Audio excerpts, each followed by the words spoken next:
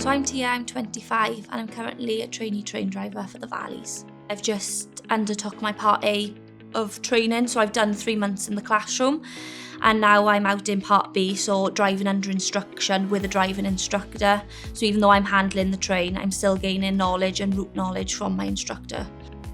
So I specifically applied for a train driver role amongst all other roles at Transport for Wales, mainly because I've seen my dad in the role himself. He joined as a train driver, then a driving instructor himself, and now he's a train driver manager.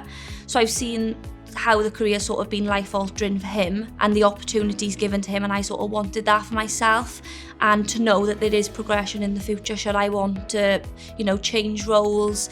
No, I am a driven person. I like challenges. I like to learn about, the network and how it operates, and I like to know what I'm doing in my job and feel comfortable doing it. So the first part of your training will be 3 months. Like it is a classroom base, you are doing a lot of rules, regulations, a lot of theory-based work. However, it is split up. You do some practical elements. So you're in the simulator, so it gives you a feel for the train, how you deal with faults and failures also. And it's quite a good environment for teamwork with your trainer, and your team members are also new to the railway. So the second part of the training, you are handling the train on your own, but you are under instruction from driving instructors who are also qualified drivers. You're gaining route knowledge, so to know how to get to A and B, what signals are there, speeds, etc. And I like the challenge of not just waking up 9 to 5, Monday to Friday, every day is different. I think I've enjoyed most working with the team really to get to where I am now.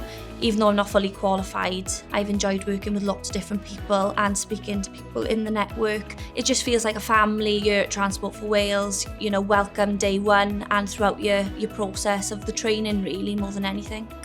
The job, first and foremost, is really responsible. You're employed to work well under pressure. The upside of the role though is the financial and career stability that you will have in the long run of your career.